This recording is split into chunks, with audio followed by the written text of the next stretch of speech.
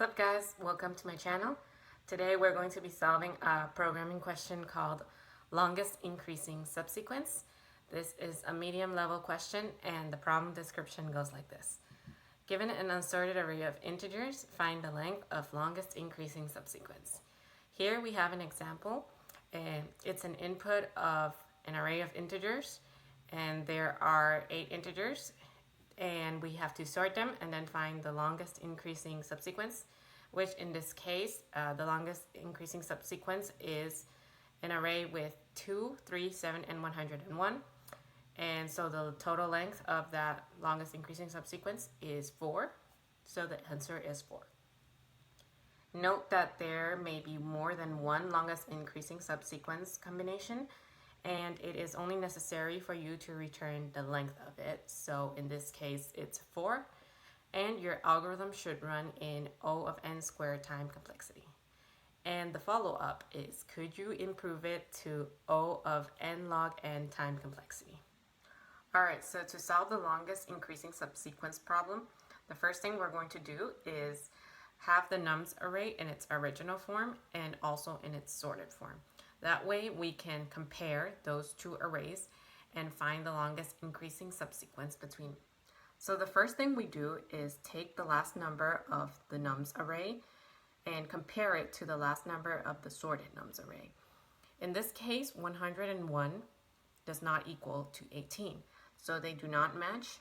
And if they do not match, we will have to do some more comparisons in order to find the longest increasing subsequence.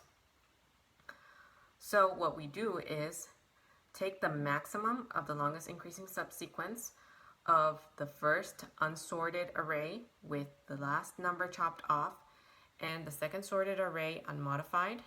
And then we also find the longest increasing subsequence of the second array with the last number chopped off and the first array unmodified.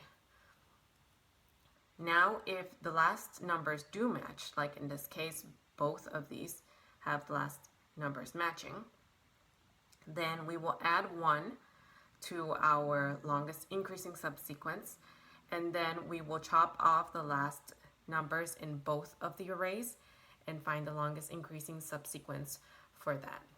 And then we'll continue doing that until we reach the end, and then we will find our longest increasing subsequence. We are going to store all of our temporary results in a table, and if there is anything that needs to be recomputed, instead of recomputing it recursively, we are going to look up the table and find our temporary solutions there. That way we will find the longest increasing subsequence without having to do a lot of recomputations.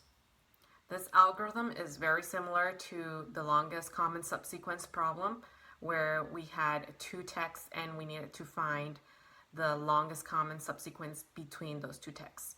The only difference is that instead of comparing 2 texts, we are comparing the original numbers array with the sorted numbers array. Now let's write our algorithm out in Python. First, we're going to find the length of the nums array. So length nums is equal to the length of nums. Then we're going to create our dynamic programming table to store all of the temporary longest common subsequence into our results table. So I'm going to name it results, and I'm going to store for now none times length of nums plus 1 for I in range of length nums plus 1. So now that I have my dynamic programming tables created, I am also going to store the sorted array so that we can compare the sorted array to the original nums array. So sorted nums is going to be sorted at nums. Now that we have initialized all of our variables that we need, I'm going to loop through the range of length of nums plus 1 and length of nums as 1. So 1 for the original nums array and other one for the sorted array.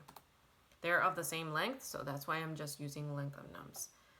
So if I is equal to 0 or j is equal to 0, I'm going to get the results of I, j, and they're going to be equal to 0. That is going to be our base case. So if it's anything that's empty compared to itself, it's going to be 0.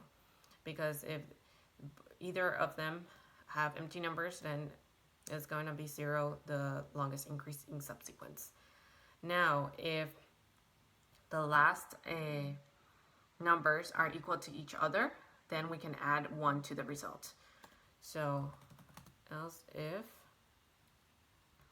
the nums at I minus 1 is equal to the sorted nums, which is sorted nums at j minus 1, I'm going to be able to add 1 to the results. So results at ij is equal to results at I minus 1 and j minus 1 plus 1. And otherwise, we're going to have to chop off the last number in the first array and compare it to the second array unmodified, and we're going to also compare the last number in the second array chopped off and the first array unmodified, and find the longest increasing subsequence between those two and find the maximum of the longest increasing subsequence between those two. So results at I and j of j is equal to the maximum of results at I and j minus I minus 1 first and j, and results of I and j minus 1. And now all we have to do is return the results at length of numbers and length of numbers. So let's try to run that and see if it gives us our longest increasing subsequence length.